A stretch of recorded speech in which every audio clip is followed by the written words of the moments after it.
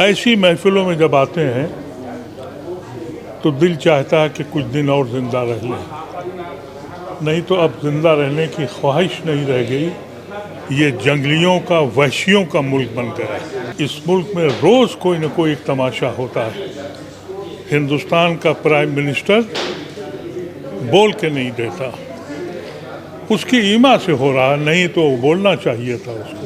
तो जिस मुल्क की अदालत सुनना और देखना बंद कर दे और जिस मुल्क का हाकिम जालिम बन जाए, और वो भी गांधी के मुल्क में, लेकिन हमारे ऐसे लोग जो ज़िंदगी की आखिरी महफिल में हैं,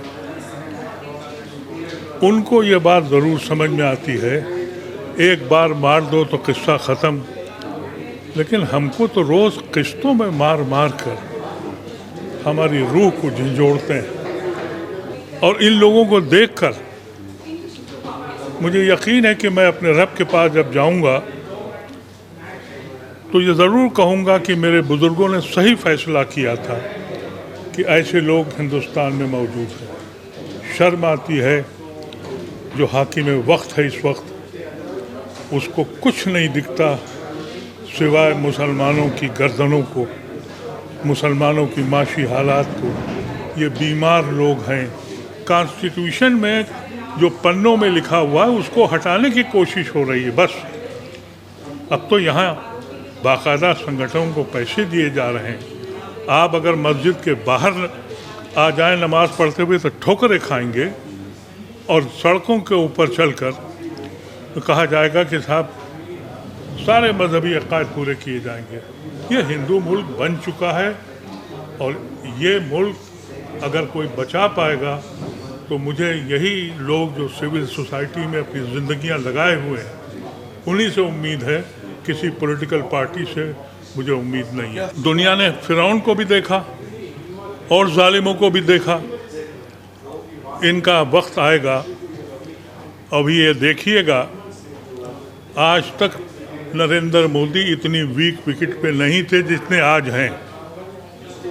काश नौजवानों की ये समझ में आ जाए, और जिस दिन नौजवान सड़क पे आया उस दिन ये आप इनको ढूंढेंगे, ये मिलेंगे नहीं।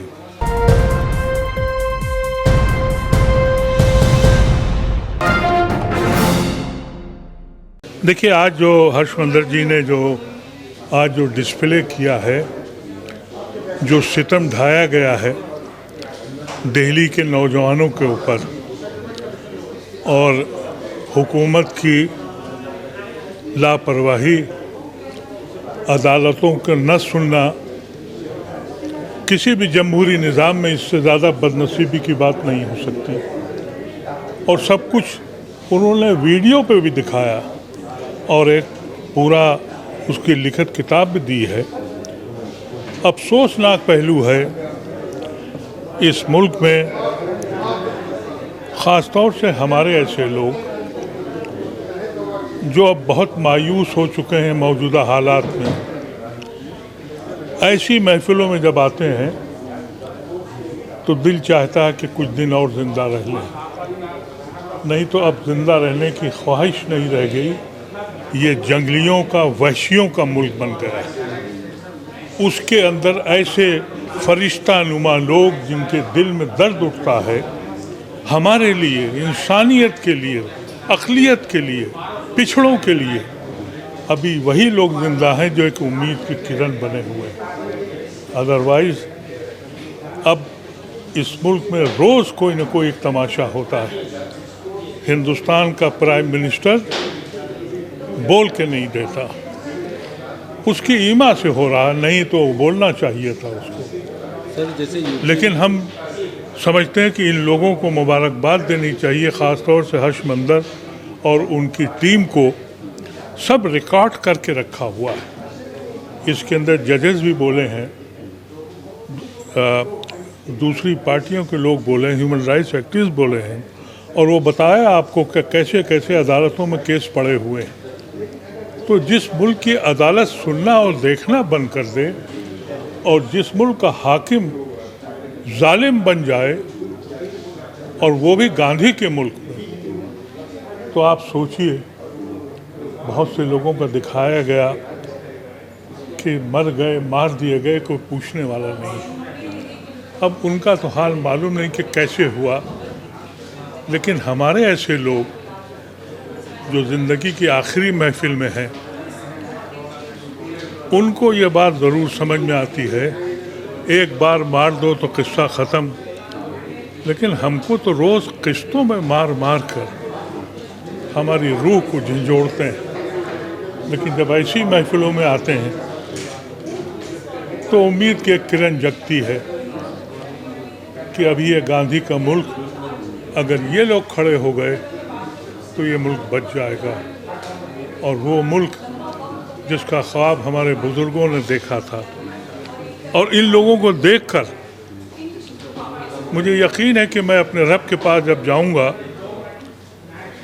तो ये ज़रूर कहूँगा कि मेरे बुज़ुर्गों ने सही फ़ैसला किया था कि ऐसे लोग हिंदुस्तान में मौजूद हैं। शर्म आती है जो हाकिम वक्त है इस वक्त, उसको कुछ नहीं दिखता सिवाय मुसलमानों की गर्दनों को, मुसलमानों की माशी हालात को। ये बीमार लोग हैं, लेकिन अगर यही तबका जो आज यहाँ बैठा है, अगर वो बाहर निकलेगा और लोगों को समझाएगा कि इंसानियत से बड़ी कोई चीज़ नहीं है, तो शायद हम लोगों का जो बचपन का ख्वाब था, गांधी के जो तसव्वुर था, गांधी और नेहरू की जो ख्वाहिशें, मेहनतें थी, वो मुल्क शायद फिर खड़ा हो जाए। सर, आपने गवर्नमेंट की ईमा की बात की। अभी एक रिपोर्ट आई है जिसमें ये कहा गया है कि गवर्नमेंट की तरफ से 63 लाख रुपया हिंदू संगठन को इसीलिए दिया जा रहा है ताकि मुसलमानों को परेशान करे और यहाँ से उनको भगाने की कोशिश की जाए। अब ये मुल्क, भागवत खुद ही कह रही है हिंदू मुल्क है, और मैं भी ये कहता हूँ, ये तो हिंदू मुल्क बन चुका है प्रैक्टिकली। कॉन्स्टिट्यूशन में जो पन्नों में लिखा हुआ है उसको हटाने की कोशिश हो रही है बस। अब तो यहाँ बाकायदा संगठनों को पैसे दिए जा रहे हैं। आप अगर मस्जिद के बाहर आ जाएं नमाज पढ़ते हुए तो ठोकरें खाएंगे, और सड़कों के ऊपर चलकर तो कहा जाएगा कि साहब सारे मजहबी अकायद पूरे किए जाएंगे। ये हिंदू मुल्क बन चुका है, और ये मुल्क अगर कोई बचा पाएगा तो मुझे यही लोग जो सिविल सोसाइटी में अपनी ज़िंदगियां लगाए हुए हैं, उन्हीं से उम्मीद है, किसी पॉलिटिकल पार्टी से मुझे उम्मीद नहीं है। सड़कों का आबाद नहीं किया जाना चाहिए। वैसे जुल्म का दौर चल रहा है तो फिर से सड़कों का आबाद करने की जरूरत पड़ता है। क्या बन रहा है? जो एक जुल्म का जब दौर चल रहा है, 6 साल से हम देख रहे हैं कि लोग जेलों में सड़ रहे हैं, तो बेल नहीं मिल पा रहा, तो क्या सड़कों का आबाद किया जाए? ऐसा है, दुनिया ने फिरौन को भी देखा और जालिमों को भी देखा। इनका वक्त आएगा। अभी ये देखिएगा, आज तक नरेंद्र मोदी इतनी वीक विकेट पे नहीं थे जितने आज हैं। काश नौजवानों की ये समझ में आ जाए, और जिस दिन नौजवान सड़क पे आया उस दिन ये आप इनको ढूंढेंगे, ये मिलेंगे नहीं।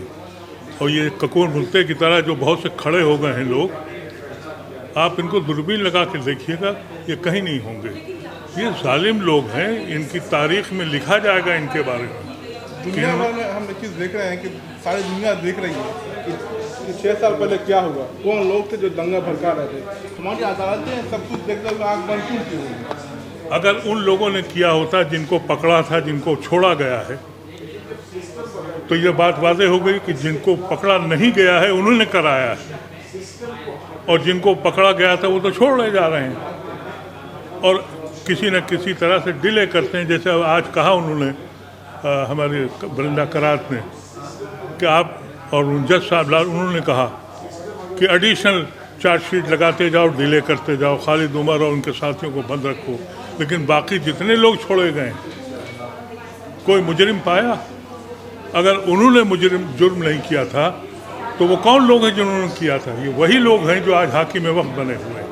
ये सबको मालूम है, लेकिन ये अदालत कब तक खामोश रहेगी, इस बार उसको आना पड़ेगा।